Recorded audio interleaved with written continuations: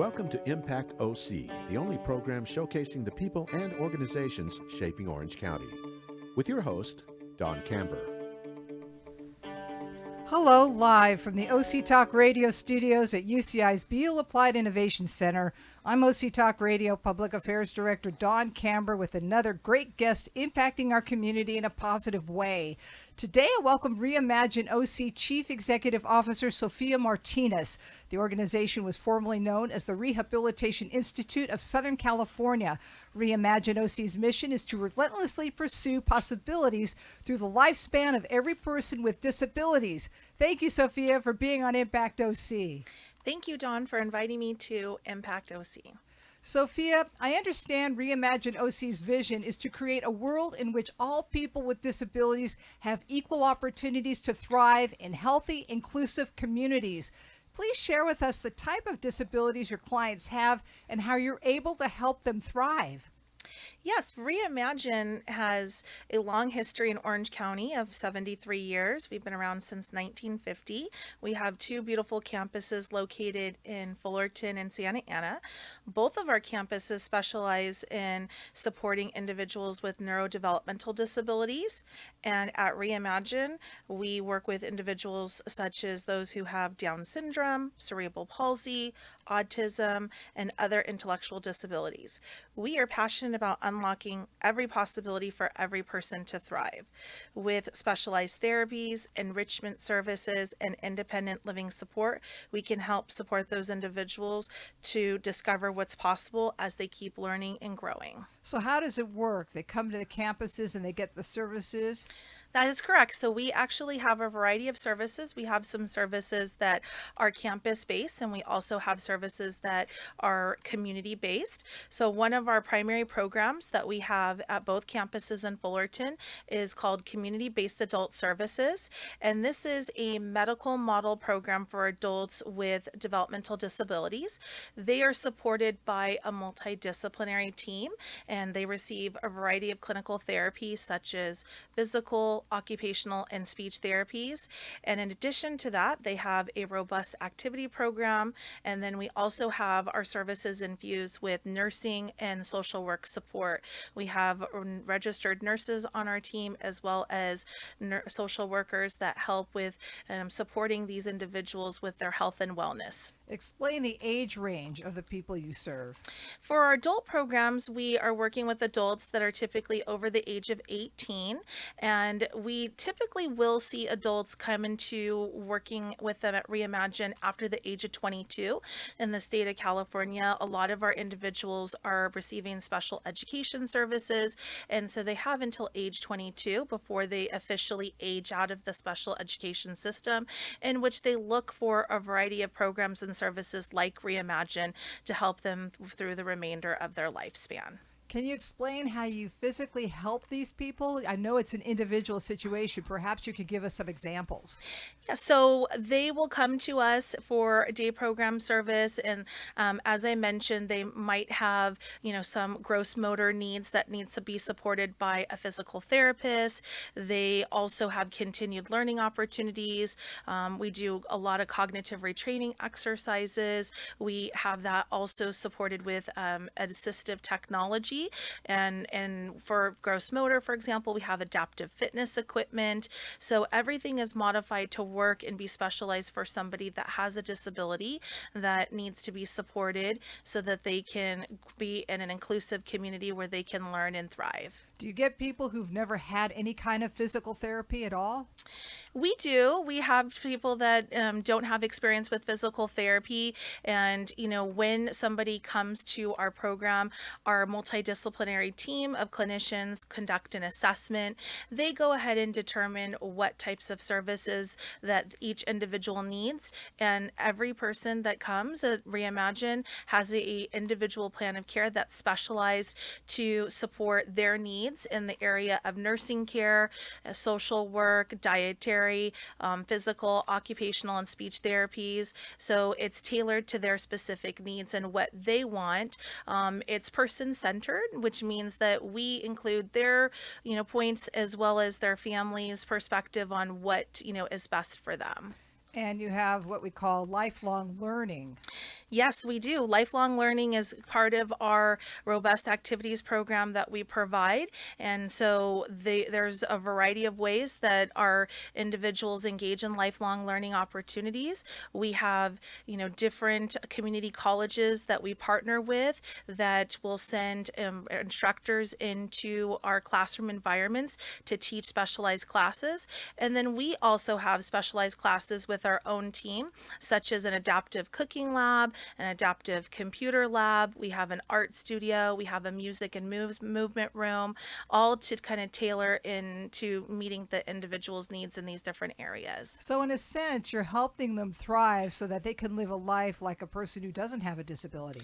That's correct. We want to see that these individuals, we want to really encourage them to, live autonomous lives where they're respected with their, making decisions on what's best for them. And, we're hoping that through the work that we do daily, we're sparking daily transformations. Do the majority of them have caregivers? Yes, so we do have a lot of individuals that have caregivers that, due to being most impacted by their level of disability, they require additional support that is needed. And so as part of our program design, that's all included with the care that we provide. So can you give us an example of an individual that come to your program and just kind of talk about the multi-different disciplines that this person will go through in order to thrive? Sure. So let's say, for example, we have a young adult that just graduated from high school at 22, and they are looking at different programs that are available for them, and they would like to attend a program where they can, be with their peers, they can go there for the day, they can receive clinical therapies, they can work out, they have an opportunity to talk to a counselor, a social worker that can help them.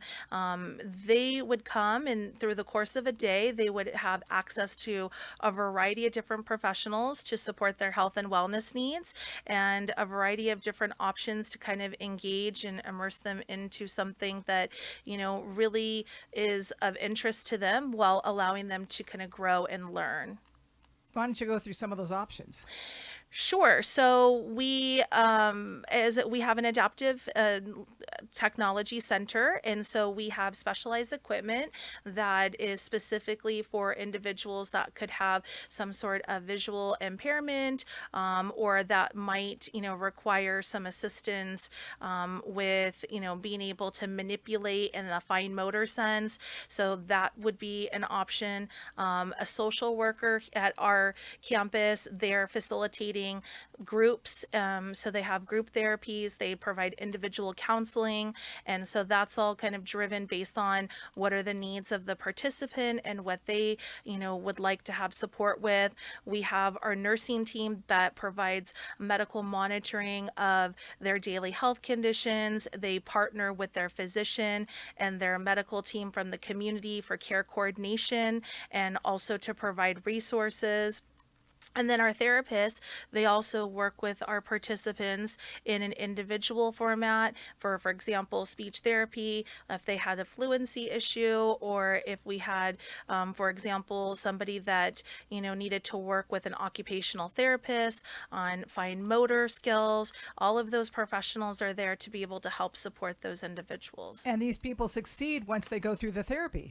They do. They succeed. And part of our services is that we provide a comprehensive assessment every 6 months in that program where we can assess and kind of track the progress that's made, and then we can continue to develop new goals for that individual. Will that person eventually have no reason to go to your programs? No, I wouldn't say that they necessarily wouldn't have any need to go to our programs, but there's always a potential that through our program that they could increase their independent living skills that might, kind of steer them in a different direction. Maybe they want to work in the community at a job such as In-N-Out or Target or the grocery store. And then at that point, they would, maybe have supported employment, a job coach that could help them. Also, we have individuals individuals that have a goal to want to live independently.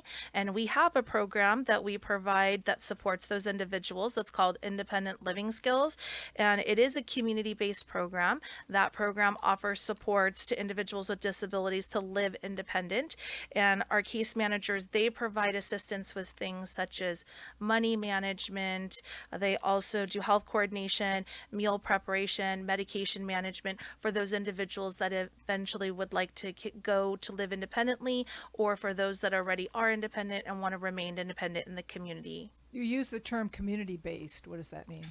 So community-based meaning that they are not at an actual brick and mortar facility, that they're out in the community and they're working or they're thriving by living by themselves, not in a home care provider environment or even with their families. They live completely independent in their own apartment. Would you have someone go and check on them just to check their progress? Yeah, so our independent living skills case managers, that's part of what they do. They're there as a partner to those individuals to ensure their overall safety, their health and wellness, and they do a lot of, robust case management services that help them remain independent. Explain virtual campus. Virtual campus. So virtual campus was originally came about during the time of COVID, where like many other service providers, we had to pivot to looking at new and innovative ways to engage our participants. And as part of the pandemic, we, developed a platform that allowed participants to engage with instructors in a live stream fashion, or they were able to access content on their own time in a library of different resources to allow them to continue to have activities and different types of resources that would, keep them learning, keep them growing, and, overall not isolated while they were kind of in a shelter in place position in their homes. The people with disabilities, are they responsive to the services that they are getting? Do they want to go through these programs? Do they want to get better?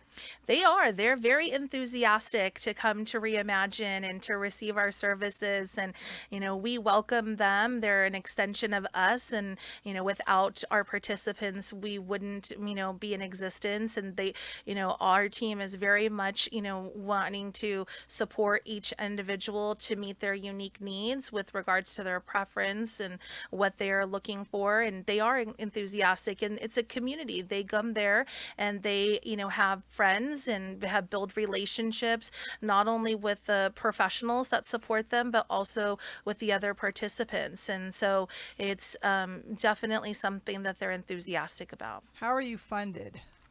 So we are funded primarily through Regional Center. And so Regional Center of Orange County is part of California's Department of Developmental Services. And they provide case management and resources for children and adults with developmental disabilities. And so part of our funds come from Regional Center. We also have CalOptima as a funder. And so they fund our community-based adult services program. And they are the managed healthcare plan in Orange County for Medi-Cal. Volunteers. So Reimagine loves volunteers. So we currently host corporate volunteers such as Bear Paints and AmeriCorps, and volunteers will have the opportunity to engage with participants in daily program activities, which include music and movement, arts and crafts, cooking, and computers and academics. Now, child development, I understand that it's important that children who have been diagnosed as having some kind of a disability need to get services immediately in order to thrive as they move through their life. Why don't you kind of go through that for us? Sure. So our children's services programs, we provide early intervention, and this is a program that's for children that are 12 to 36 months of age. It's for children that, have been born with some sort of congenital issue that needs support, or they could have, be at risk for a developmental delay. And so we, believe that, for children with disabilities, that early intervention is critical. And so to best support children throughout the developmental process, we provide physical, occupational, speech therapies, positive play, sensory-based therapies, and cognitive and social development. So as part of our children's services, our children services are located at our Fullerton campus, and we also partner with the Family Support Network. We provide free developmental evaluations that is in support with the Family Support Network. We are hosting site, and this is available for parents that have concerns for their children's development, and they're able to come and bring their child to our program to have an assessment to determine if they have a developmental delay that qualifies for them to receive services. Can you give us examples of what a development delay is? Yeah, so you could have a developmental delay in a child. Let's say you had a child that was born premature at 28 weeks. Due to the gestational age of that child, they are likely to, for example, have developmental delays. And so you might see that show up, for example, in gross motor area, where typical age for a child to walk would be 12 to 15 months. And so if you have a child, for example, that hasn't started walking until 18 months, that would be a developmental delay. Or you could have a child that's born with a syndrome such as Down syndrome, and as part of the syndrome they have a delay in communication, speech and language. And so these are therapists that go in to work with the children. A speech and language pathologist would work with the child on communication, and for example the gross motor, you'd have a physical therapist that would support a child in working on those delays as well. The goal is to get them to be able to advance in their developmental domains and to make as much progress as they can in those early years, which are critical to the overall trajectory of what it looks like for them during the lifespan. Is it possible they could overcome that delay through your services? It is possible. For example, we have many children that, had been born premature, for example, and due to receiving early intervention services and having specialized classroom instruction along with therapies, they were able to meet their developmental milestones and track into what would be the typical, the school system for, a neurotypical child. Where we are today with people with disabilities, there are a lot of programs out there that can help them thrive as opposed to in the past when that didn't exist. So based on that, what can you say about the status of people with disabilities? I would say that there's definitely a lot more options today than there ever has been, especially Orange County is a very resource-rich area for people that have disabilities. We have a lot of options in the area, for example, of what I mentioned, community-based adult services. There's 21 CBAS centers in Orange County alone. We have a lot of different early intervention programs available to individuals looking for those services in the county, and a host of, and providers of independent living skills, social model day programs. We have other agencies that specialize, for example, in workforce development, and they serve, a lot of individuals, over 18,000 individuals in Orange County, to be able to do that as well. So there's a lot of options for people with disabilities. What's essential is that they receive some sort of coordination with regional center to help partner with them to look at the variety of options for their, child or their young adult, and to explore what's the best fit for their needs. Do people with disabilities realize they have a disability? I think that yes, some of the individuals, they do have an awareness that they have a disability.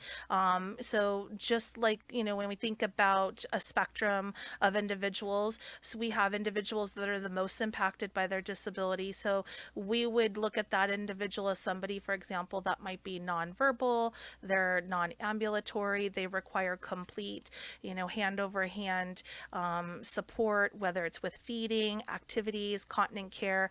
And then we have individuals on the other side that might be more independent, that could live in their own apartment independently.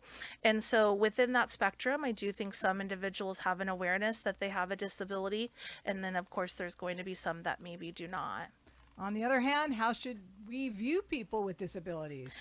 So we should view people with disabilities just like we would with anybody else that is part of our life. So what people with disabilities want is to be treated like anybody else. They want to be included. They want to have opportunities just like other people. And so in the community, we can do better about wanting to hire people, that have disabilities and support them and give them an opportunity to be part of our workforce. But they want to be respected. It was individuals that are autonomous and just like anybody else would want that. How can people get in touch with your organization? They could go to our website at www.reimagineoc.org, and they can also contact our office. So we have a great website for them to look at, and they can look at how they might volunteer, how they might get involved as being part of our team, or make a donation. And we welcome anybody to reach out to me directly as well. My contact information is on our website. Thank you, Reimagine OC Chief Executive Officer Sofia Martinez, for being on Impact OC. And I thank everyone for tuning in. I'm OC Talk Radio Public Affairs Director Dawn Camber. Have an impactful day. You've been listening to Impact OC, the only program showcasing the people and organizations shaping our community. Right here on Orange County's only community radio station, OC Talk Radio.